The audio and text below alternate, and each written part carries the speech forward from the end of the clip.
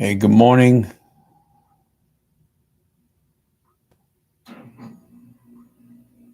Good morning, everyone. Here we go.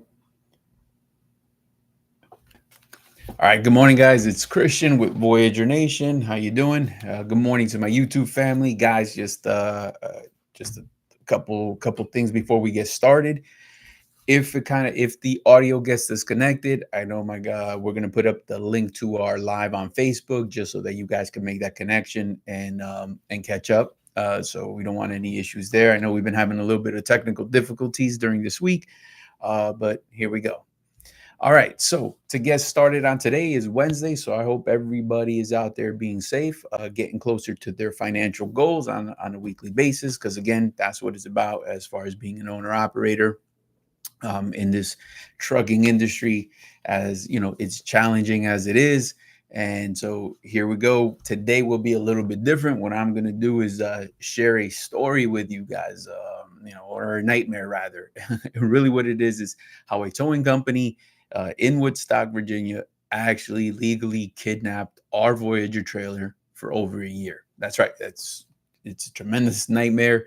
As you know, some people can say, "How the hell did that happen?" But that's what we're going to go over today, guys. It's the intent here is to share the story, not to put anybody on blast or anything like that, but share with you guys exactly what has transpired with us and how we got through it, so that you don't fall into this scenario, because it could put anyone out of business, right? It just depends on how big a certain fleet is. If somebody was a one-man army, one truck, one trailer, two trucks, two trailers, you lose a driver, you lose revenue.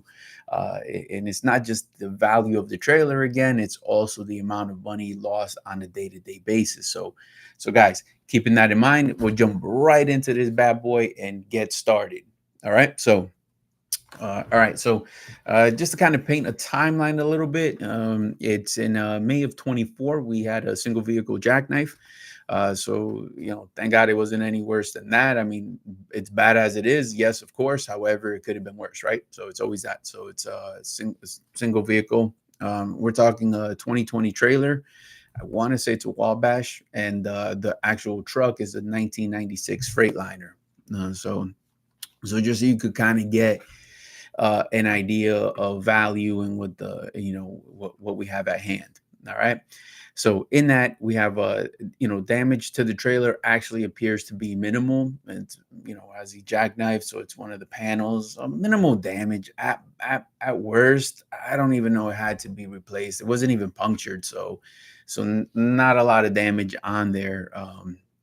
So you have that, but regardless of it, it was highway, so it's actually towed as a total unit. So the truck and the trailer were towed. The missed opportunity that we just didn't have. By the time by the time we were able to react, we already had the honors of getting towed by Shenandoah Towing out of Woodstock, Virginia.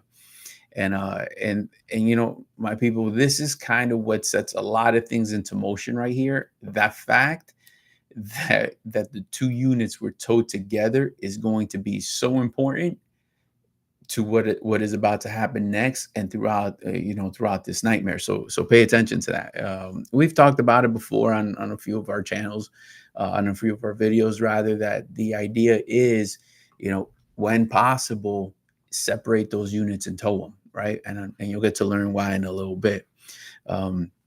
And then we'll talk about how this impacted financially, has a major impact on a lot of people. So this is not a good place to be.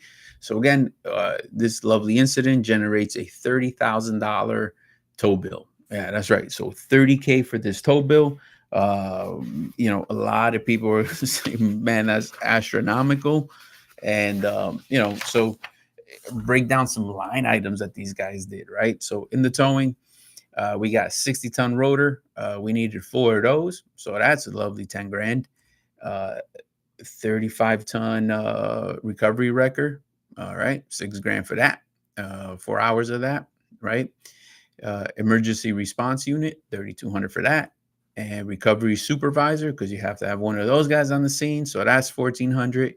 A safety supervisor, I guess you need one of them as well. For that's another 1,200. hazmat. Can't forget your backpack blower. So you $100 for that. Wireless communication. So the people, I guess, I don't know, need a cell phone, and that's $500 for that. Release fee, because you can't forget about that, 2,700. And then you got the storage, right? So these storages start accumulating so fast and so quick. We're talking $150 a day per unit. So you're talking trailer 150, and then you're talking the actual truck 150. So that generates a lovely, lovely, lovely $30,000 tow bill. Okay, so now that we kind of have that in mind, we just fast forward a little bit, and we're creeping into March of 24. So insurances are doing their thing and all of that. Proof of loss is issued. A check gets issued to the individual. So the idea behind it is you're pretty much separating the tow bill. What you're going to want to be doing is, half for the trailer and half for the truck. So in this case, that's what the attempt was. Not necessarily sure if that's what happens all the time, but this is what they're doing. They're just splitting the two right down the middle, and here we go. So now what we're doing is, once the total loss, the proof of loss is issued and all that, we attempt to say, okay, let's set up the date. Let's go recover our unit. Let's go get that bad boy and count our losses, and just plug away and go into something different. So here we go. So now that's when we get to actually start working with our lovely, lovely tow truck owner of the company, Mr. Christopher. He's not that easy to work with. I'm not gonna lie, man. This guy is something else.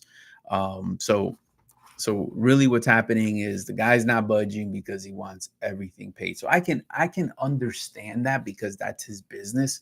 And he just wants a bill paid. He's not really too concerned about who's going to fucking pay this bill. He just wants it paid, right? But it should be allotted to the parties of responsibility. So we did our portion. That is not our truck. So, we explained it. So, this is an owner operator. We cannot make decisions on his behalf. This is his truck. He's responsible for that portion. We're responsible for ours. So he's holding that as leverage and says, no way, no how.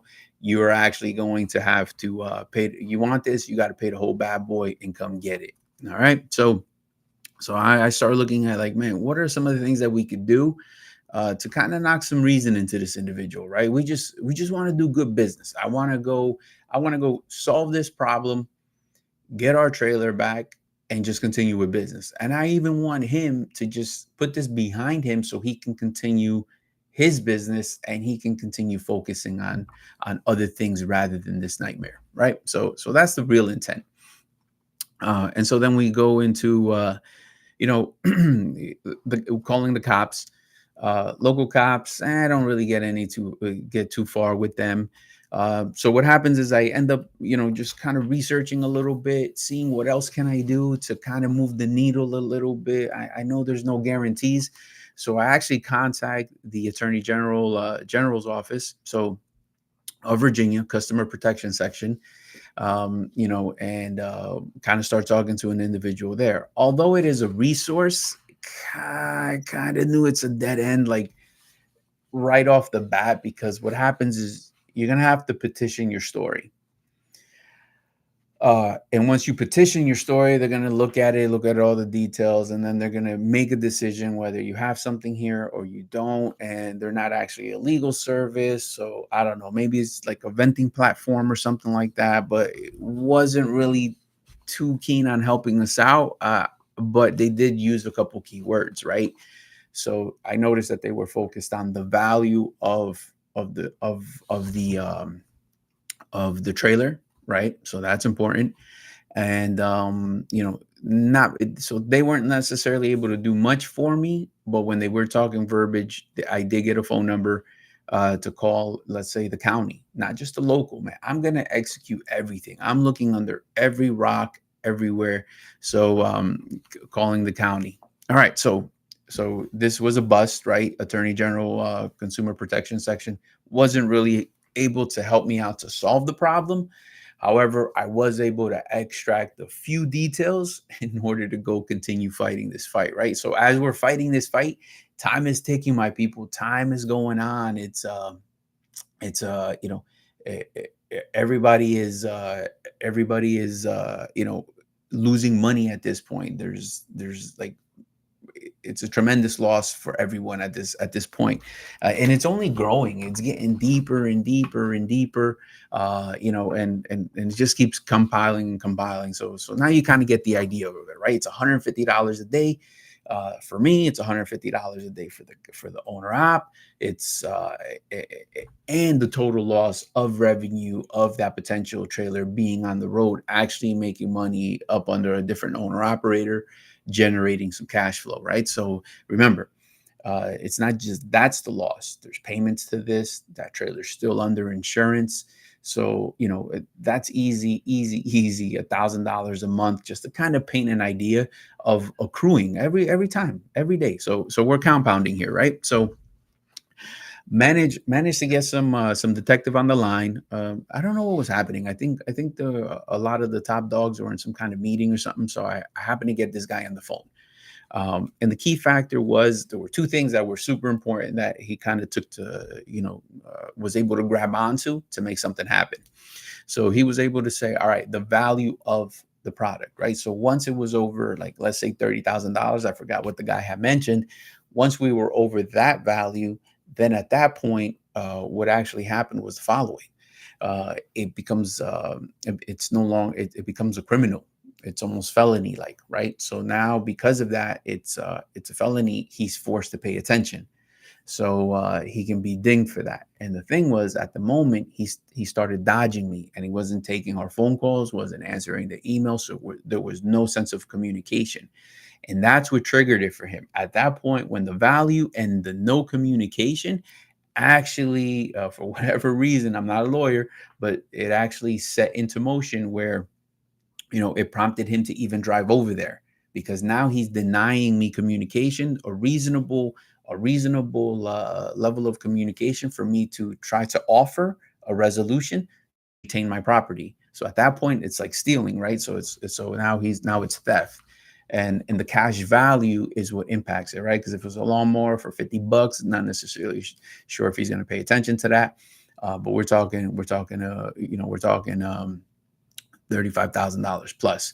So now we're here. So the guy actually goes out to the individual and makes a visit, and starts to make that connection. But a little bit prior to him actually going out, he's gonna let me know. He's like, listen, man, I'm gonna shoot out there tomorrow. I'm gonna see what's up with this guy, and just kind of generate some connection between you two, so you guys can actually start resolving this issue. So all right, so cool. So that's what's happening, right? Now the issue with him, there's no issue there yet, right? Not that I know of. Now I do know, but not that I know of. So the guy gets there, and actually he's actually mentioning to me that this guy, who's Christopher Pango, I believe his name is, Shenandoah Towing. He's actually got some family members that are lawyers in that town, kind of, I guess, bigwigs or whatever. I don't even know how big this town is, but apparently he's got some connects in those circles in the city and so forth like that. So he's actually known for doing this. This is not his first time doing that, so it's not his first rodeo.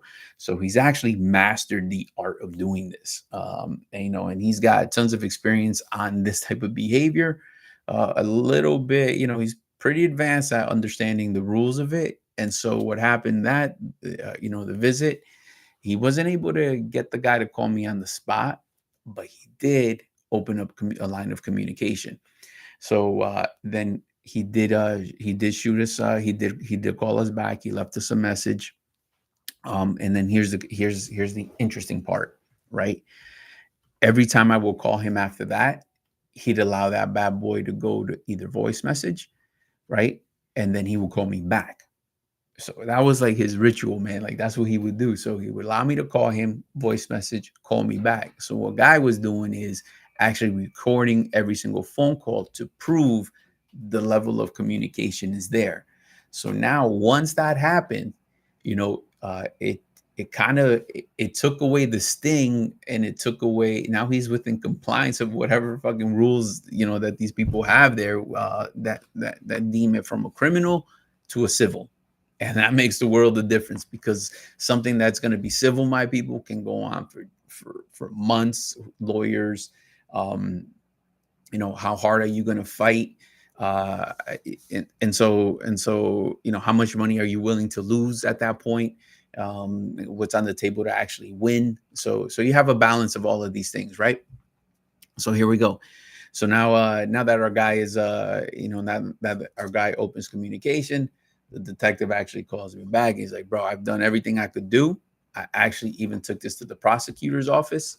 They don't want to, because there's communication, we gotta let this bad boy go, and you're pretty much on your own. I'm not a lawyer. I can't even give you advice on who to look, who to contact. Maybe call consumer, maybe call the attorney general, consumer protection section. Maybe they can guide you towards a lawyer. And what happens is that completes the full circle, right? Because they're not going to do that. I already know that. I was already in communication with them. So that was another problem right there. All right. So as we continue this, right, one of the biggest things is going to be the following. Now he kind of put that to ease. I'm back to square one, back to no communication, not no communication. It's the same communication. Pay the fucking bill or get the fuck out of here. That's pretty much what this guy's saying, right? We're not willing to listen to anybody. So at this point, man, I actually know that I need a course of action, right? I need to do something different. I can't stop. I got to get my shit back. I know that much. I just have to have a new approach, a new tactic. What am I going to do? Right. So the only thing that comes actually to my mind is I got to involve everybody that touched this claim. And I'm going to be unreasonably annoying, but sound professional. And I have to turn on pressure to as many people as possible to force the hand, because obviously people perform under pressure. So the idea behind it is like to force it as much as I can, right? So here's what I do, right? So now I'm talking to the actual insurance agent on our end. I get in contact with the insurance agent on the owner operator, on the owner operator's insurance. It turns out I know her. So maybe that helped a little bit. She's probably willing to do a little bit more than probably somebody else who, if I just didn't have a relationship there already. Right. And so not only am I involving them, I'm also going to involve the adjusters who had part of a part in in settling this claim. All right, so this is while all this is transpiring, my people, time is ticking. That 150 a day is ticking. That everything is ticking. So as we move on, all right. So I'm now working with the adjusters. Turns out as I'm kind of communicating with these guys, I got two adjusters from the same insurance company talking to each other, just comparing notes, kind of finding out what can they do to help me out, right? And actually, what happened is, one of the agents knows this guy, not knows him, but just had a similar situation with another claim totally different from that. And they're like, yo, this guy's a fucking piece of work. And so he budges nothing. It's going to be problematic. So get ready for a fight, and chances are you may not even win this fight, right? So that's kind of the situation that we're in. And so forth, right? So now this guy kind of goes MIA. He goes dormant, right? It's almost like if I call him, he's not gonna really do much other than that same conversation back and forth. So actually, I did make a call, and I don't know. I guess he just was more upset than usual, and really, I'm like, hey man, I just want to resolve this, bro. And he goes, man, give me the fucking money, pay the bill, or I'm just gonna go and file against this as abandonment of vehicle, and just and get it. And I said, okay, so why don't you quite do that, but not with my trailer? Just do that with the guy's truck, and then we call it a day. I don't understand why you haven't processed that already. It's been, it's been a fucking year. And then I can get my trailer released. And then he said, yeah, I don't want to go through all of that. Pay the bill. So then I really realized he's not going to get much. He's not really looking to own a 1996 Freightliner. I don't think that's a collectible. I think so. What he really wanted was the real prize is that trailer. That's the 2020 trailer. That's the real prize. He's got something to lose right there, or something to gain actually, right? So I quickly realized that, uh, and because he embedded kind of this fear in these agents, um, they made a deal unbeknownst to us. So this is where it gets even a little bit more slippery, even worse, however you want to call it. So actually, what happened with this guy? You know, they made this deal. So the towing pieces were paid from our end, um, and then the owner of the truck actually did owner retain total loss. So what that basically means in a nutshell, he took some cash, but he retains ownership of this truck, right? So because there's no lien holder on this truck, I guess it was paid.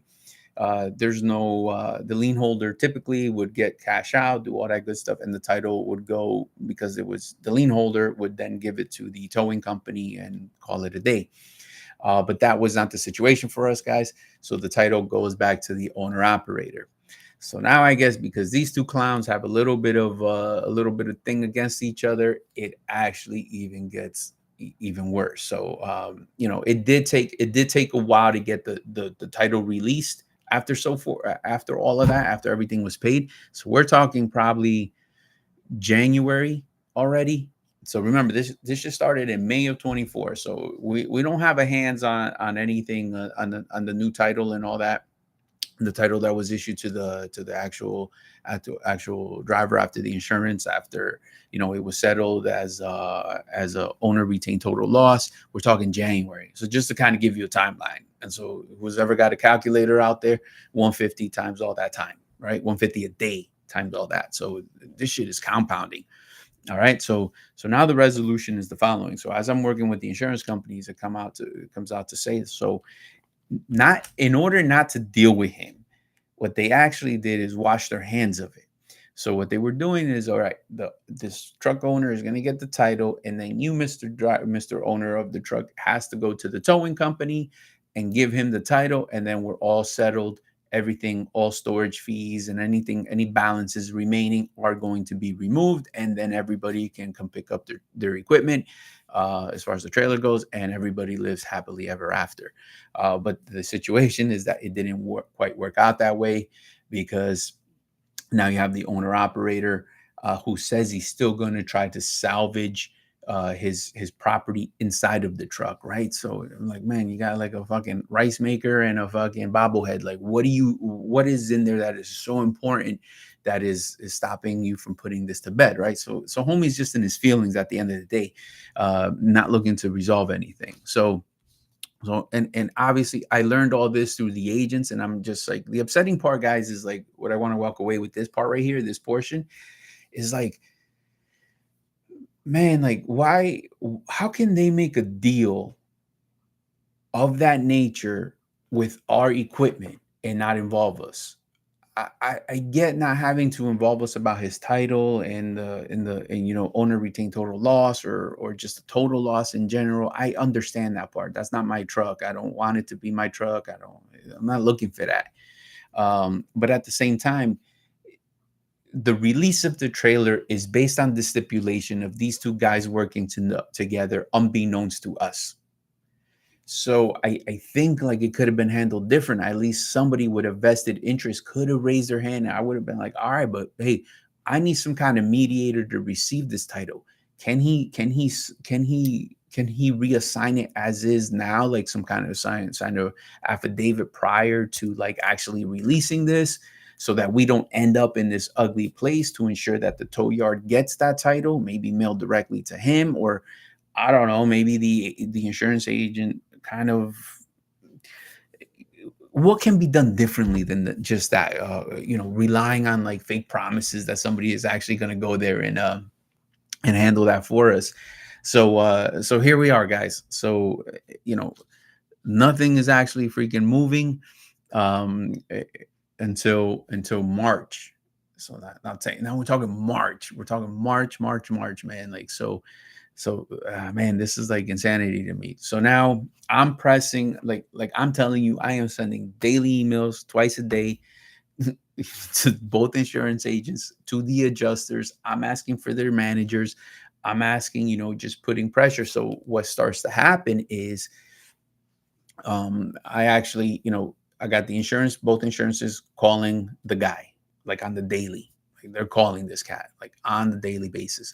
And then we're also, I was able to get, owner operator's phone number, emergency contact numbers, emails. I'm blasting that. Pressure from all ends to try to resolve this. At this point, I'm just hoping that somebody's like, "Yo, no, fuck this shit, man. There's way too many calls coming in. It's messing with my daily operations, and just I'm just looking to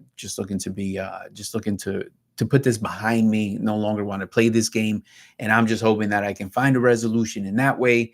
So that I can finally get my trailer back that they've been holding for over a year. I have a tremendous amount of money lost already. This has been one of the worst cases I have ever been involved in, and part of it is also because it's been like the slow death, that just slow moving pieces, and not being able to resolve it right away. Not because we're unwilling to, but because uh, you know they just move as slow as they want, and actually our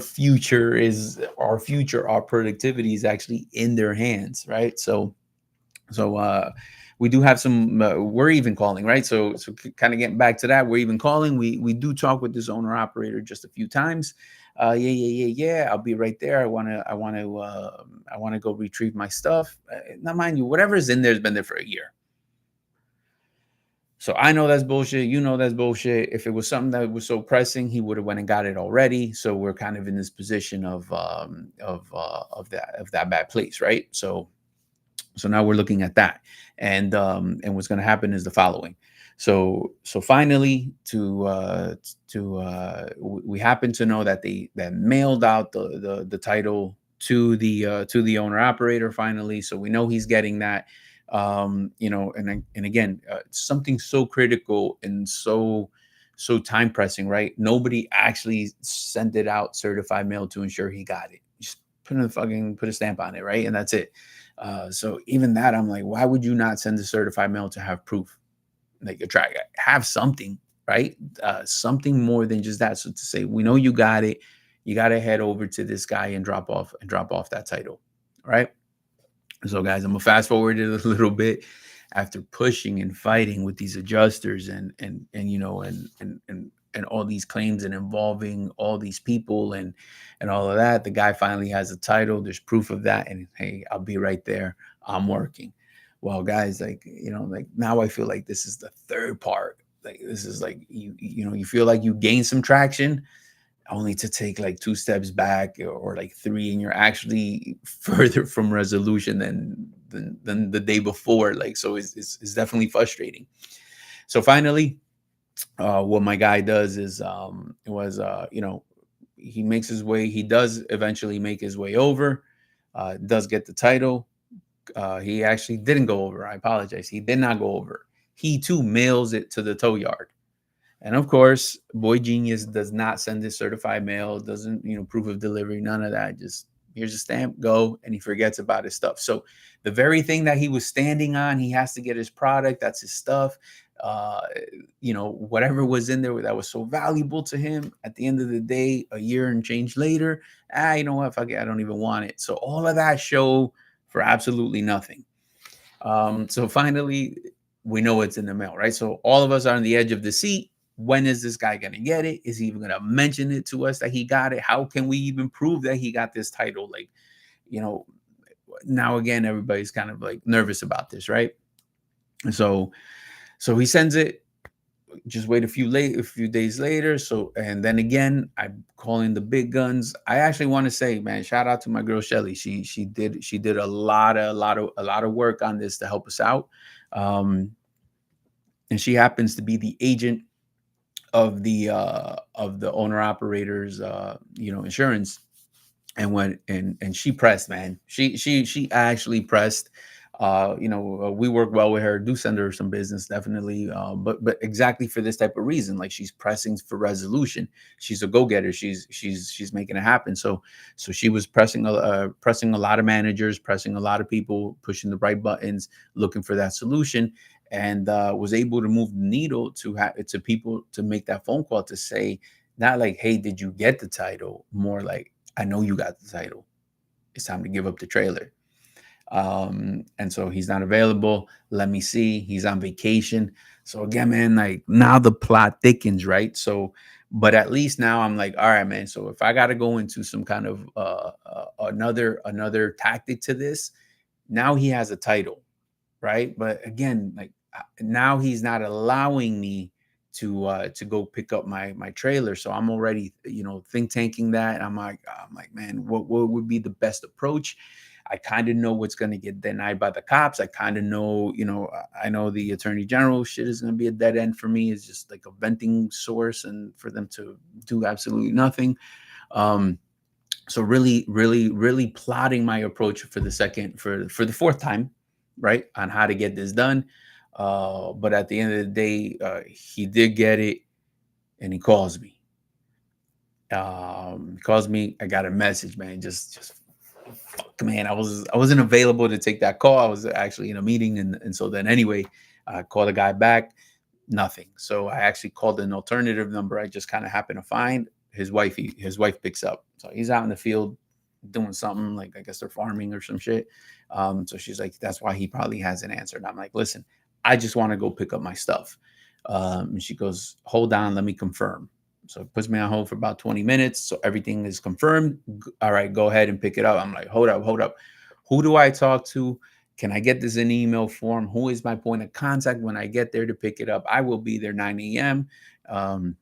Mind you guys, I don't even know if dispatch actually has a truck in the area, right? I don't even give a shit. Like I'm just committing to it because I don't know if I gotta go, you know, get somebody to be a loadout. I just wanted to move it from their lot. I would go pay storage in a totally different place. I just want it out of there now that I got my window to get my trailer out. Like that's really what I'm gunning for, right? I just need this trailer out.